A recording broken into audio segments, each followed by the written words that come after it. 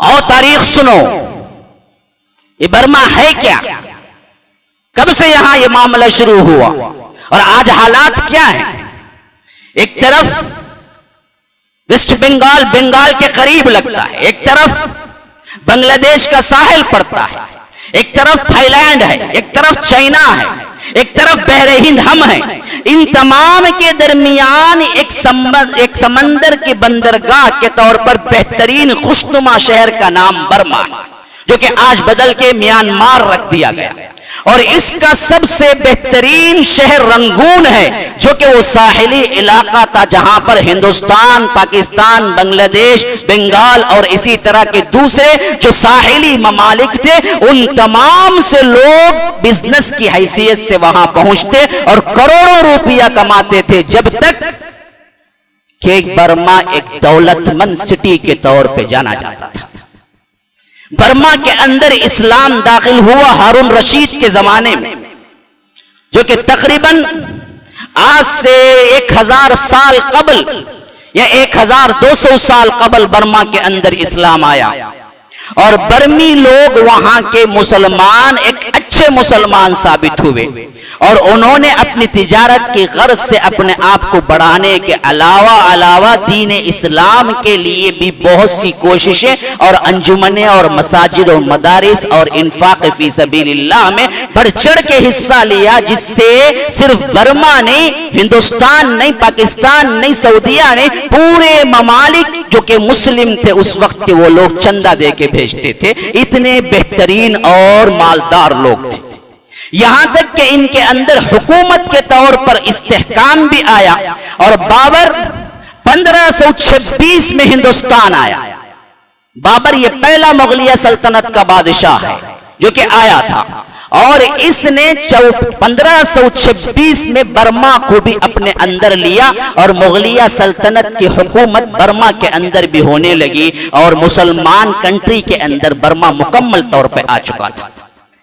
1526 से लेकर 1753 तक, तकरीबन यूं समझ लिए कि 1773 तक, 1773 तक, 1526 से लेकर तकरीबन 150 साल मुस्लिम हुकूमत इसके अंदर रही। फिर इसके अंदर दौलत, अल्लाह की रहमत, मुसलमान तादाद में और अखलाक में, मजहब में हर लिहाज से बढ़ चढ़ कर रहे और दुनिया के अंदर ये बहुत इंफाक भी किया और खुद भी यहाँ के अंदर मस्जिदों और मदरसों का एक जाल फैला दिया, जिनको दुश्मनान इस्लाम को देखना कभी गवारा नहीं होता तो निशाने पे आना शुरू हुआ। यहां तक कि मुगलिया सल्तनत जवाल होती गई, यहां तक कि 1824 में कुल बरतानवी इख्तिदार के अंदर बर्मा आ चुका था। 1824 में ईस्ट इंडिया कंपनी जब यहां आई, इसी ईस्ट इंडिया कंपनी के तहत जैसा हिंदुस्तान की सल्तनत मुसलमानों से जाती रही, बेआईन ही उसी तरह बर्मा की सल्तनत भी जाती रही। अंग्रेज इसके अंदर बंगाल को फतह कर लिया और उसी के अंदर बर्मा आया। वहीं से दरअसल मुसलमानों का जवाल शुरू हो गया। अंग्रेजों ने भांप लिया कि यहाँ की ताकतवर तरीन कौम मुसलमान है और मुसलमान भी वो मुसलमान हैं जो अपनी तरक्की के बावजूद, मालदारी के बावजूद अपनी तहजीब को नहीं भूले हैं। तो इन्हें मारो, इन्हें कम करो, इन्हें सताओ। तो सताने का, मारने का और उन्हें अलग तरीके से सुलूक करने का रिवाज हुआ, जिससे बर्मी लोग इधर उधर होना शुरू हुए। उस जमाने में ना कोई पासपोर्ट था, ना कोई वीजा थी, ना कोई मसला था। तो जिन जिन के पास जो वसाइल थे उस हैसियत से बर्मी लोग इधर उधर होने लगे। तकरीबन कहा जाता है कि 3 लाख से ज्यादा सऊदिया में सेटल हैं, कई लाख से ज्यादा अमेरिका में सेटल हैं, कई लाख से ज्यादा यूरोपियन ममालिक में सेटल हैं। जो बर्मी लोग उस वक्त निकल चुके थे, उन लोगों में बहुत से लोग इधर उधर हो गए, जिससे मुसलमानों के उस वक्त की तादाद से कमी होना शुरू हो गई। यहां तक कि जिन लोगों के अंदर आजादी का एहसास जैसे हिंदुस्तान में उठा, वैसे ही बर्मा के अंदर भी उठने पर 1947 में हिंदुस्तान आजाद हुआ और 1948 में बर्मा आजाद हुआ। लेकिन बदबख्तों ने उसमें बड़ी चाल चली। जिस तरह यहां छोड़ के जाते वक्त ऐसे लोगों के हाथ दे गए जिन्होंने मुसलमानों को निस्त नाबूद करना अपना बिल्कुल मनहज बना लिया और आज हम झेल रहे हैं, पार्लियामेंट मेंबर हमारे आटे में नमक के बराबर भी नहीं है, वही हैसियत से इन बदबख्त अंग्रेजों ने जब बर्मा को छोड़ के वहां से निकले तो 1946 में बुद्धिस्टों के हाथ में हुकूमत दे के निकल गए। हालांकि वापसी देनी थी तो वहां के मुसलमानों के हाथ में देना था, लेकिन इन्होंने चाल चली और वहां के बुद्धिस्टों के हाथ में दी। 1946 में जब ये दिया, 1948 में जब ये दिया, 2 साल हिंदुस्तान यहां 47 में फतह हुआ, वो 48 में फतह हुआ। जब आजादी इनको मिली और बुद्धिस्टों के हाथ आई तो उस वक्त के मर्दमशुमारी के बराबर कहा जाता है कि बर्मा के पूरे कुल आबादी 3 करोड़ थी और उसमें मुसलमान कम से कम 25 लाख थे। आज की आबादी के लिहाज से कहा जाता है कि बर्मा की कुल आबादी 7 करोड़ है और तकरीबन इसमें मुसलमान 30 लाख से जायद है, 30 लाख से जायद है मुसलमान। हालांकि बुद्धिस्ट के मुकाबले में या तो बराबर होना चाहिए था या नहीं तो बढ़ के होना चाहिए था। इस वजह से इसमें कमी हो गई कि जब अंग्रेज अंदर दाखिल हुआ 1824 के अंदर, उसने इस तरह इनसे सलूक किया कि बहुत से अच्छे बर्मी मुसलमान बर्मा छोड़ चुके थे। उस हैसियत से बर्मा में मुसलमानों की तादाद कम हो गई। और ये देखो किस तरह मामला हुआ कि 1948 में जब इन्होंने बुद्धिस्टों ने लिया और पहला अटैक, फौजी अटैक पहला 50 में इन्होंने किया, मुसलमानों को जिंदा जलाया जबकि कोई मीडिया नहीं था। मुसलमान पहले ही बिखरे हुए परेशान हाल थे, दुनिया के अंदर ये न्यूज आई ही नहीं बर्मा के मुसलमानों पे क्या बीत रही है और ये भी साजिश किया गया। मैं जरा गौर से बहुत से न्यूज को और बहुत से तारीखी पेजेस को मैंने जब मुताला किया तो ये बात मेरे जहन में आई, इतने करोड़ों मुसलमानों में ये बर्मा के मुसलमान ही क्यों दरअसल बुद्धिस्टों के मुंह चढ़े, और ये भी वो बदबख्त कौम जो कि अमन का नारा लगाती है। बुद्धिस्ट वो हैं जो कि इतना ज्यादा अमन का नारा लगाते हैं कि उनसे ज्यादा अमन पसंद कोई कौम ही नहीं है, लेकिन इन कौमों पे जब हुकूमत मिली तो मालूम हुआ कि इनके पीछे ये इंसानों के जसद और इंसानों के जिस्म के अंदर दरिंदों का दिल रखने वाले लोग हैं। आखिर ये मुसलमान बर्मा के ऊपर ही क्यों टूट पड़े? तो मालूम हुआ एक काज इनका वो था जो कि उन्हें इस नहज पे ले आया। अल्लाह उनकी शहादत को कबूल करे। दिल रो उठता है जब 1948 में इनसे सब कुछ छीना गया, लेकिन ये बर्मी लोग अपनी तहजीब को छीने नहीं दिए। मुसलमान तशख्खुस को इन्होंने बरकरार रखा। बुद्धिस्टों से नहीं मिले, तहजीब में नहीं मिले, कपड़ों में नहीं मिले, रहन सहन में नहीं मिले। वहां के ईसाई मिल गए, वहां के आम लोग मिल गए, दूसरे मज़ाहिब वाले बुद्धिस्टों की तरह ही रहने लगे। एक वाहिद कौम थी जो अपने आम को मिंगल नहीं किया इन बुद्धिस्टों के अंदर। इन्होंने अपने तशख्खुस को हमेशा बरकरार रखा कि हम मुसलमान हैं। हत्ता के बाद रिवायतें मैंने पढ़ी कि बहुत से ईसाई लोगों ने सिर्फ इस वजह से कि हमें अच्छे मुराआत मिले, गवर्नमेंट में नौकरी मिले, कई बुद्धिस्टों की बेटियों से शादी कर ली, लेकिन पूरी इतने कमजोरी में भी मुसलमानों ने कभी किसी बुतमत इंसान से ना शादी की ना अपनी लड़की दी। ये सबब था असल में उनको सबसे ज्यादा गुस्सा दिला गया। ये इतने निहत्ते होने के बावजूद भी अपनी तहजीब को नहीं खोए, अपनी तहजीब पे जान देने वाले हैं। तो मारो इन्हीं कटो, कोई इनकी तहजीब का नामो निशान बर्मा में ना रहे। तो 1950 में इन्होंने जो मारना शुरू किया 2017 तक चल रहा है, और बताया जाता है कि एक एक मर्तबा फौजी ऑपरेशन में कम से कम 3-3 लाख 4-4 लोग मारे जाते और 50-50 हजार घर जला दिए जाते, और न्यूज का कोई चैनल कभी कुछ नहीं बताया कि बर्मा में क्या हो रहा है। इनको भाग के जाने के लिए एक ही सरहद बिल्कुल मुत्तसिल है, वो बांग्लादेश की। ये तड़पते कटते जलते राखों के साथ किसी न किसी तरह भाग के बांग्लादेश के साहिल पे पहुंचते तो बांग्लादेश इतनी बदसलूकी से इन्हें वापस करता कि कोई दरिंदा दिल आदमी भी नहीं करेगा, ये मुसलमान कंट्री होके करती। उन हालत में भी इन्हें वापस भेजती और कहती कि हमारे पास जगह नहीं है तुम्हें अंदर लेने के लिए, जाओ दूसरी जगह। और ये यहां से मारे, वहां से मारे, बर्मा से निकले, बांग्लादेश आए, फिर बांग्लादेश से वापस आते बर्मा के अंदर दाखिल होने का मतलब यह था कि वो खुद अपने आप मुंह में अपने मौत को दावत देते। और वही समंदरों पे क्या है, उनकी कश्तियां और उनकी मैयतें दफन हो गई। ये बर्मी हालात है मुसलमानों, जिसे कभी हमें सही तौर पर सुनाया नहीं गया। और 1950 के अंदर जब इनकलाब बर्पा हुआ और ढूंढ ढूंढ के मारना शुरू किया गया, खासकर निशाना उन लोगों का था जो गुर्बत और जिनको मारने से कोई पूछने वाला ना था, उन बस्तियों को टारगेट किया गया। मैं एक अजीब वाकया आपको सुनाता हूं, बड़ा अजीब वाकया, बहुत कम लोगों को वाकिफ है। इन्हीं बर्मी मुसलमानों में एक मोहम्मद बिन यूसुफ सुलेमान एक शख्सियत थे जो 1950 में बर्मा से निकले परेशान होकर पाकिस्तान पहुंचे, फिर पाकिस्तान से बांग्लादेश, फिर कुछ और इलाकों से पहुंचते पहुंचते सऊदीया पहुंच गए। और सऊदीया पहुंच के वहां पर मुस्तकिल तौर पर मदीने में रिहाइश इख्तियार की और वहां के अच्छे यूनिवर्सिटियों में अपने बच्चे को पढ़ाया। और वो बच्चा पैदा हुआ 1950 पर 2 में एक बच्चा अल्लाह ने उन्हें दिया, जिसका नाम उन्होंने अय्यूब रखा। उस बच्चे को उन्होंने वहां के सबसे बेहतरीन कॉलेजेस में पढ़ाया और वो बच्चा कुलिया के अंदर पढ़ा, मदीने के अंदर पढ़ा, फिर मदीने की यूनिवर्सिटी में उस्ताद बना। फिर बड़ा हुआ तो दुनिया के सामने शेख अय्यूब के नाम से बाहर आया और मस्जिद नबवी हरम का 7 साल मुस्तकिल इमाम रहा। आपको मालूम है शेख अय्यूब, इनकी क़िराअत बहुत मशहूर है।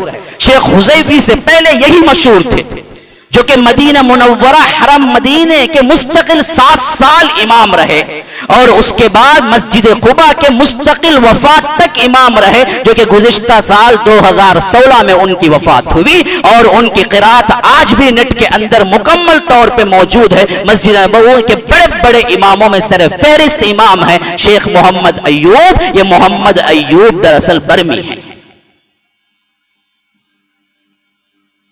बर्मा निरा सहरा नहीं है, ये बागीचा है, बागीचा। ये इस्लाम का किला था। जिस जमीन से शेख अय्यूब जैसी शख्सियतें निकल सकती हैं वो कोई मामूली हो सकता है। हरम नबवी के इमाम तैयार हो सकते हैं तो कोई मामूली हो सकता है। मालूम था इन बदबख्तों को, इसी वजह से हमें ये चीज बिल्कुल ऑथेंटिक तौर पर मालूम होती है। 1962 में इन्होंने एक्ट बनाया बुद्धिस्टों ने बर्मा के अंदर। एक्ट क्या था? उन्होंने कहा कि यहां का सिटीजनशिप वही तस्लीम किया जाएगा जो 1824 के अंदर उनके बाप दादा यहां पर रहते हुए हमें साबित किया जाए तो उन्हें हम सिटीजन कार्ड देंगे, वरना नहीं देंगे। इस साजिश के तहत इन्होंने क्या किया कि पूरे मुसलमानों को यह करार दिया कि 1824 से पहले तुम थे ही नहीं और किसी मुसलमान को सिटीजनशिप कार्ड ही नहीं दिया गया।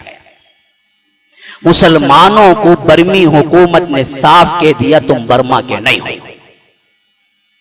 ये साजिशें यहां पर भी पल बढ़ रही हैं। ये मत सोचो कि बर्मा में हुआ था हां का होगा, नहीं नहीं, हमारे अंदर भी एक साजिश चल रही है। कार्ड बनवाओ, कार्ड बनवाओ। ये कार्डें कि क्यों बनवाते हैं? ये सब एक बहुत लंबी साजिश है कि कोई मुसलमान छूटे थे उसे सिटीजनशिप से निकाल दो, फिर उसके बाद इसके घर बार को निस्तो नाबूद कर दो, फिर इसके बाद इसके नामो निशान को मिटा दो। ये सिस्टम यहां धीरे धीरे चल रहा है, वहां चल चुका है। मुसलमान इसमें आगाह रहे, गवर्नमेंट के साथ चले, जो कह रहा है उसमें बराबर अपने डॉक्यूमेंट्स भी बरकरार रखें और जो उसूल तुम्हें मिलना चाहिए, जो हक तुम्हें मिलना चाहिए, वो हक से जब मुसलमानों को महरूम गवर्नमेंट करे तो उसी वक्त आवाज उठाओ, सोते ना रहो, वरना ये सोने का खमियाजा बहुत बड़ी मुसीबत में झेलना होगा। याद रख लीजिए, बर्मी मुसलमान उसी वक्त एहतजाज करके पूरी दुनिया पे लाते इस चीज को तो शायद उन्हें उसी वक्त सिटीजनशिप मिल जाती। और सिटीजनशिप मिलने का मतलब बर्मा में क्या है पता है? तुम जहां कहीं भी पूरे बर्मा में फिर सकते हो, जा सकते हो, जब चाहे पासपोर्ट बना सकते हो, बाहर निकल सकते हो। लेकिन जिसको सिटीजनशिप नहीं मिली उसका मतलब क्या भयानक है पता है आपको? मैंने पढ़ा तो मेरे अवसान खता हो गए। अगर किसी के पास बर्मी सिटीजनशिप नहीं है, कार्ड नहीं है, उसके अपने सगे माँ बाप के घर में भी वो एक रात अगर मौत भी हो जाए तो नहीं रुक सकता, इल्ला है कि पुलिस में जाके रजिस्टर करके पुलिस परमिशन दे तो रह सकता है, वरना वो किसी अपने घर को छोड़कर किसी घर में रात नहीं गुजार सकता और किसी सिटी में खुद बर्मा के अंदर कहीं आ जा नहीं सकता जब तक कि गवर्नमेंट पुलिस स्टेशन जाके वो ना बताए कि मैं एक काम से जा रहा हूं, तभी उसे इजाजत मिल सकती। अगर वो लोग बिलफर्ज छुपा छुपी किसी के बाप के घर में भी बेटा रात को निकल आ जाए और उसने परमिशन न ली हो तो उसको गोलियों से उसके घर को भून दिया जाता है, पता भी नहीं चलता है कभी घर यहां पर था। ये झेल रहे थे 50 साल से और उन्हें कह दिया गया था कि तुम्हें कोई सिटीजनशिप नहीं है। अराकान जहां पर यह पूरा मामला हो रहा है, यह सबसे ज्यादा बेहतरीन मुसलमान रहने वालों का मुल्क था और यहां पर इन्होंने सबसे ज्यादा सख्ती की और इन लोगों को बहाने बहाने से कत्ल करना शुरू किया, बस छोटा एक कोई शुबा हो जाए। एक बुद्धिस्ट सिर्फ एक आग टेढ़ी नजर से देख ले कि यहां कुछ हो रहा है, उसकी पूरे घर को बुलडोजर से उड़ा दिया जाता और इस पर कोई एहतजाज करने वाला उठता तो उसकी भी पूरी की पूरी कौम को मिटा दिया जाता। कोई हैसियत नहीं थी जिसमें वो बेचारे 50 साल से ऊपर रह रहे थे। हम बाजू के मुसलमान 50 साल से बिरयानी मुतंजन खा रहे थे। फिर अल्लाह क्यों ना इन पर दूसरों को मुसल्लत करे, जिसको अल्लाह के रसूल सल्लल्लाहु अलैहि वसल्लम ने फरमाया कि पूरे मुसलमान एक कौम की तरह नहीं, एक जिस्म की तरह है। कौम तो बहुत दूर बात है, वतन तो बहुत दूर बात है। एक जिस्म है का जसदिन वाहिद, एक जिस्म की तरह। तुम्हें सर में चोट पहुंचती है, बेशूरी तौर पर हाथ जाता है कि क्या है सपोर्ट करे, पूरा जिस्म बुखार में तपतपाता है, दिल दर्द महसूस करता है, आंख आंसू आते हैं तो पूरा जिस्म साथ देता है तुम्हारे एक मार को। अल्लाह के रसूल ने फरमाया पूरे मुसलमान एक जिस्म की तरह ही हैं, जहां कहीं भी मार पड़े दर्द तुम्हें भी महसूस होना चाहिए, वरना तो वह मुसलमान कहलाने का मुस्तहिक नहीं। अफसोस सद अफसोस कि जहां हम गैरों को क्या है दोषी ठहराएं, मीडिया को दोषी ठहराएं, हम ये कहें कि ये जालिम मीडिया है, मानते हैं बहुत बड़ी जालिम मीडिया है, ये छोटे छोटे कत्ल और छोटे छोटे मुकदमे को तो ब्रेकिंग न्यूज करके पेश करता है। बदबख्त बर्मा में 70 साल के करीब ये चीज हो रही थी, मीडिया ने कभी नहीं पेश की। इससे बड़ी दोहरी मीडिया, डबल स्टैंडर्ड मीडिया, इससे बड़ी क्या है बिल्कुल दरिंदगी को पेश करने वाली मीडिया दुनिया की कोई मीडिया नहीं हो सकती। लेकिन जितने इल्जामात तुम मीडिया को देते हो उतने ही इल्जामात तुम अपने आप को भी दे लो, तुम भी वही कटघरे में खड़े हुए हो। तुम्हारे ऊपर भी तो कुछ जिम्मेदारियां थी जिसको हमने न निभाया, न महसूस किया, न कभी सोचा। हम तो सोचते रहे कि हम ही क्या है बर्मा में हो रहा है, लेकिन यह बर्मा में होने वाली सिर्फ थोड़ी बात थी, यहां नहीं होगा, यहां नहीं हो रहा है। हम मुसलमान तो कटे पिटे उन शजर के पत्तों की तरह हो गए हैं जो मौसम खिजा में सूख कर इधर उधर बिखर जाते हैं। उसी तरह हम अपनी कौम को लेकर, अपने अपने मसाइल को लेकर, अपने अपने क्या है छोटे छोटे उन मसाइल को लेकर जिसमें सिर्फ अफजल तफजील का मामला है, कटे पिटे हो चुके हैं। कोई चांद के मसले में टुकड़े, कोई इसमें टुकड़ा, कोई उसमें टुकड़ा, कोई क्या है यहां रहने में टुकड़ा, कोई ये मसलक में टुकड़ा, कोई वो। सिर्फ मसलकी झगड़ों ने हमें इतना मसरूफ रखा कि कुल मुसलमानों के इज्तिमाई मामलात को हमने कभी गौर ही नहीं किया। फिर ईद मनाए तो किस खुशी में मनाए मुसलमानों, जहां मुसलमान कट मर रहे हों, जहां जिंदा जलाया जा रहा हो, जहां जिंदा जला के तमाशा बन के देख रहे हों, औरतों की लाशों को इस्मत दरी मजमुई तौर पर करके गैंग रेप करके फिर इसके बाद उन्हें जला दिया जाए। हामिला बच्चों की माओं को उनके पेट चीर के हमल निकाल के उनके बच्चों को नेज़े और गोलियों से भून दिया जाए, फिर काय की ईद है हमारे लिए, काय की खुशियां हैं हमारे लिए? क्या वो मुसलमान नहीं है? क्या उनका दर्द हमारे दिल में होना नहीं चाहिए?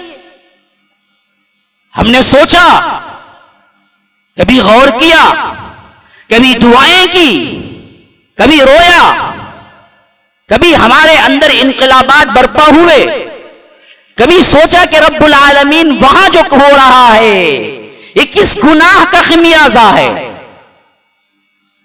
किस गुनाह की सजा है? कहीं हम पर भी तो नहीं मंडला रहा है? सिर्फ 150 साल की बात है। वो मुल्क जहां के अंदर सोना बहता था, वो मुल्क जो सबसे ज्यादा मालदार था, वो मुल्क जो सबसे अच्छे मुसलमान थे, वो मुल्क जो अपने तौर पे नहीं बल्कि दूसरे कई मदारिस को चंदा दे के चलाता था, बड़े बड़े ऑर्गेनाइजेशन को बर्मा से चंदा पहुंचता था। आज वो मुल्क के मुसलमानों को मुसीबत आई तो हम साथ देने के बजाय हाथ देने लगे। इससे बड़े कौन है ऐसे बगावत, और कौन है ऐसे जो वक्त पर हाथ छोड़ने वाले दुश्मन? इससे बड़े कोई और हो सकते? हमने ना उन्हें पूछा, ना हमने उनसे सबक हासिल किया। हम पे जिम्मेदारी थी कि हम आवाज उठाते, हम एक जहदी का मुजाहरा करते, हम बताते गवर्नमेंट को उनके जो कुछ भी हुकूक सल्ब हुए थे इसके लिए कोई ना कोई कोशिश करते, मीडिया पे लाते, कोई चैनल चलाते, कोई बात उठाते, बर्मी मुसलमानों की तारीख मुसलमानों के सामने रखते, उनको निशाना बनाने का काज हमारे सामने आता, लोगों के अंदर जोश भी आता, लोगों के अंदर वाकिफियत भी बढ़ती, इनके लिए कुनूत नाजिला पढ़ते, इनके लिए दुआएं करते, इनके लिए सपोर्ट करते। लेकिन हम तो इससे सरे से महरूम रहे कि बर्मा में हो क्या रहा है ये भी हमें पता नहीं था। क्यों हम ऐसे बन गए हैं? गरीब के गांव में आग लगी तो क्या ये समझ बैठे हैं कि वो आग हम तक नहीं पहुंचेगी? जबकि जो आग लगी वो भी लकड़ी के घर थे, हमारे भी लकड़ी के घर ही हैं। आग बहुत जल्द लकड़ी को खींचती है, लेकिन इसमें अल्लाह का इशारा है, इन अहसनतुम अहसनतुम लिअनफुसिकुम, अच्छाई करोगे तो तुम्हारे लिए है। हाँ, वही नौत्तम उदना, अगर तुम पलटोगे तो हम भी पलटेंगे, तुम फिर अपनी रविश वही कायम रखोगे तो हम भी तुम्हें मारेंगे, और ऐसों से मारेंगे जो हमारे बदतरीन दुश्मन है, उनसे मारेंगे तुम्हें। यही हो रहा है, यही हुआ। अब उसी का खमियाजा बर्मा भुगत रहा है। आप पढ़ के हैरान हो जाएंगे जिस तरह की दरिंदगी का सबूत इन लोगों ने दिया, मीडिया ने दिया। उस जमाने में दो ही थे जो कि क्या न्यूज चैनल की तरफ मशहूर थे, एक बीबीसी था, एक क्या है मुकामी ऑल इंडिया रेडियो, इसके अलावा कोई और नहीं था। लेकिन आप 1950 से लेके 2000 तक टटोल जाइए, ना ऑल इंडिया रेडियो ने कभी ऐलान किया कि बर्मा में क्या हो रहा है, ना बीबीसी लंदन ने कभी ऐलान किया कि क्या हो रहा है। तुम्हें पता ही ना चला, पता ही ना चला। और वो पिसते रहे। एक एक फौजी ऑपरेशन में 1962 पहला ऑपरेशन जिसमें हजारों का कत्ल हुआ, 50,000 के करीब घर मिसमार कर दिए गए, और कईयों को जिंदा दफना दिया गया और जिंदा ही जला दिया गया, किसी को पता ना चला। फिर इसके बाद सबसे बड़ा फौजी ऑपरेशन 1991 में हुआ, जहां पर उस दरिंदगी के साथ किया गया कि अगर दरिंदा भी देखे तो शर्मा जाए। उस वक्त भी किसी को एहसास न हुआ। जब देखा इन लोगों ने कोई पूछने वाला है ही नहीं, तो इन पर क्या है गाजर मूली की तरह इन्हें काटने लगे, और कोई चीज में इनके लिए क्या है थोड़ी सी आजादी भी नहीं रखी गई। आजादी तो क्या है, बंद कैदियों को तो कुछ मिल जाता वक्त मुकर्ररा पे, ये आजाद होके भी इन्हें कुछ न मिलता। ये अपने शहरों में फिर नहीं सकते थे, अपनी खुटरी अपनी झोपड़ी के अलावा किसी घर में रुक नहीं सकते थे। अगर इस कैद खाने से निकलने की कुछ कोशिश करके पासपोर्ट बना के किसी दूसरे मुल्क में जाना चाहे तो इजाजत नहीं थी कि यह पासपोर्ट बनाए। तो बंदा करे तो क्या करे? क्या हालात रहे होंगे जिस पे पिस रहे हैं। और 1991 से लेकर 2017 तक कई ऑपरेशन हुए जो कि बगावत के नाम पे इन्होंने किया मुसलमानों के ऊपर। ये हुकूमत के खिलाफ है, ये फुला है, ये लेकिन कुर्बान जाइए, मैं बर्मी मुसलमानों को सलाम पेश करता हूं, उन्होंने ऐसी हालत में भी तहजीब इस्लामी को नहीं भूला। उन्होंने कभी इसके लिए सरनिगो नहीं हुए, सर नीचे नहीं डाले कि हम बुद्धिस्टों के साथ मिलकर बुद्ध बन जाते हैं। यही वो चीज थी जिसकी वजह से यहां इन्होंने क्या है, मार खाई है, खा रहे हैं। लेकिन याद रखो, ये मजमूई तौर पर पूरे मुसलमानों के लिए एक तमाचा है, एक रिजल्ट है, जो अल्लाह कहता है कि अगर तुम मेरी रूगर्दानी करोगे तो मैं दूसरों को मुसल्लत करूंगा तुम पर, जो तुम्हारे घरों को उखाड़ फेंकेंगे, तुम्हारे मस्जिदों को तहस नहस करके रख देंगे। इससे पहले कि अल्लाह रहम कर दे कि हम दुआएं करते करते रब्बुल आलमीन के पास इल्तिजा करके दुआओं से मनवा लें। आज रब्बुल आलमीन दुआओं से मनवा सकते हैं, बहुत गुस्से में है और अल्लाह के गुस्से को ठंडे करने वाली चीज इस्तग़फ़ार है। लोगों, अल्लाह बहुत जल्द मान जाता है। एक नम सजदा, हाँ, एक नम सजदा, एक आंख से आंसू आया हुआ सजदे से अल्लाह मान लेता है कि चलो तुम्हें माफ किया, तुम्हें दरगुजर किया। अल्लाह तबारक व तआला माफ कर देता है। और उसको मनाना, इंसानों को मनाने से बदर जहां ज्यादा क्या है, कम है कि अल्लाह को एक सजदे से मनवा सकते हो। तुम अपने बाप को कभी नहीं मनवा सकते। जब गलती होती है तो 10 मरतबा माफी मांगने पे भी बाप धुतकार देता है, जा तुझे मैं नहीं देखता। कभी मां को मनवाना मुश्किल हो जाता है तुम्हारे लिए जब वो गुस्से में आती है, लेकिन रब्बुल आलमीन को मनवाना बहुत आसान है। उसे मनवा लो ताकि वो हम पर रहम कर दे। अब आखिरी खुलासा चंद मिनटों में दे रहा हूं। ये सब चीजें मैंने इसलिए बताई, एक तो वाकिफियत हो कि बर्मा क्या था क्या है, दूसरा नसीहत हो, जब बर्मा जैसे मुल्क को ऐसे से ऐसे हो सकता है तो हमारे लिए भी खतरा है। तीसरे हो कि हमारी जिम्मेदारियां क्या है, यह एहसास हो जाए। जिम्मेदारी क्या है? सबसे पहली चीज, दुख को, अपने दुख को सिर्फ दुख नहीं है, दूसरों के दुख को भी दुख समझो। यह इंसानियत है। मुसलमानियत तो इससे बहुत बुलंद है। मैं तो सिर्फ इंसानियत की बात करता हूं। ऐसे सेल्फिश न बनो कि अपना बच्चा रोए तो दिल में दर्द होता है, दूसरों का बच्चा रोए तो सर में दर्द होता है। ऐसे सेल्फिश न बनो। इंसानियत के नाते कम से कम दुख को दुख तो समझो। यह इंसानियत है। मुसलमानियत इससे बड़ी मेराज है जहां पर दुख को दुख नहीं है, दुख को अपना दुख समझ के उतर जाओ मैदान में। यह मुसलमानियत है। तो मुसलमानों, अपने मुसलमानों के दुख को दुख समझो।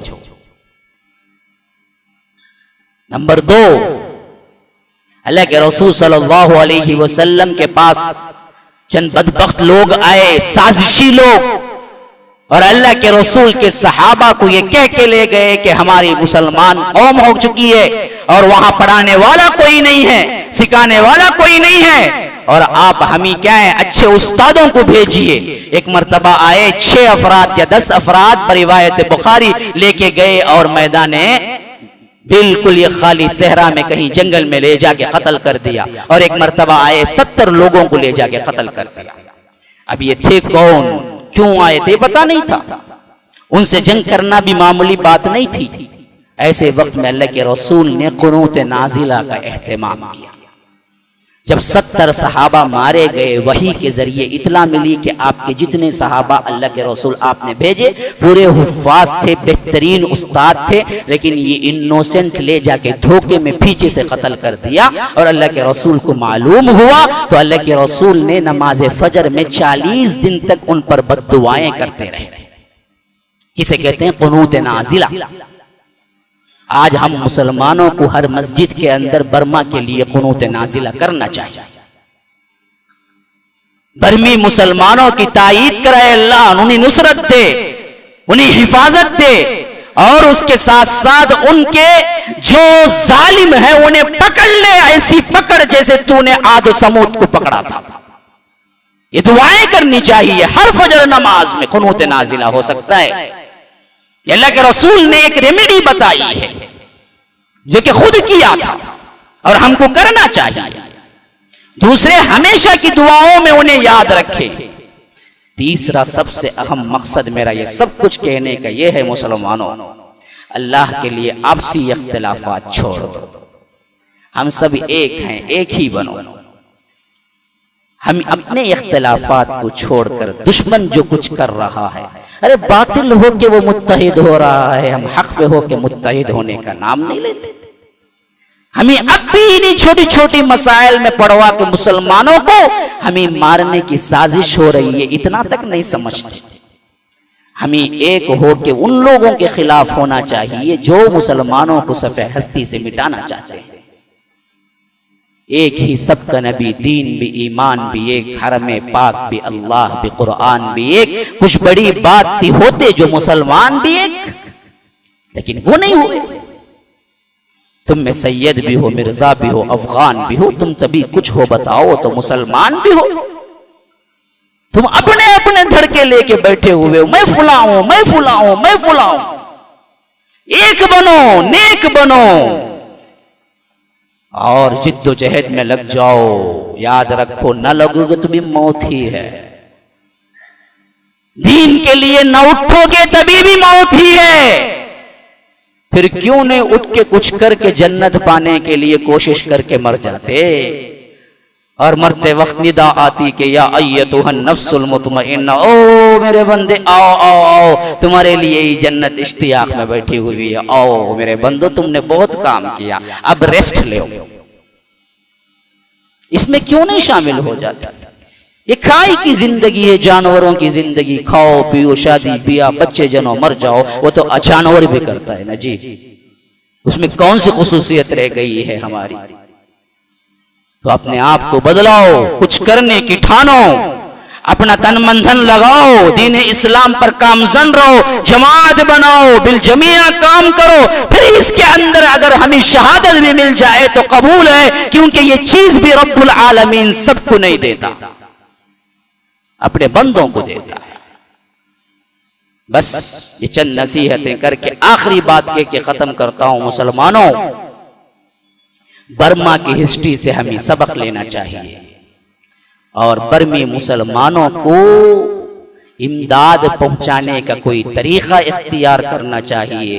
खा वो माली हो, खा वो दीनी हो, खा वो आपके रूहानी हो, खा वो आपकी दुआएं हो। इस हैसियत से जो काम भी तुम्हारे हाथ से हो सके करो और अपने मुल्क के अखबारात और खबरों और साजिशों से मुतनब्बह रहो। ये मीठी नींद सोना चाहोगे तो हमेशा की नींद सुला देंगे हमें। अल्लाह महफूज रखे, अल्लाह महफूज रखे। हम दुआ करते हैं कि रब्बुल आलमीन बारे इलाहा के जो तेरे लिए तू जो मुनासिब समझे हम मुसलमानों की तरफ से काफी हो जाए। अल्लाह तू जैसे समझे हमारे दुश्मनों से निमट ले।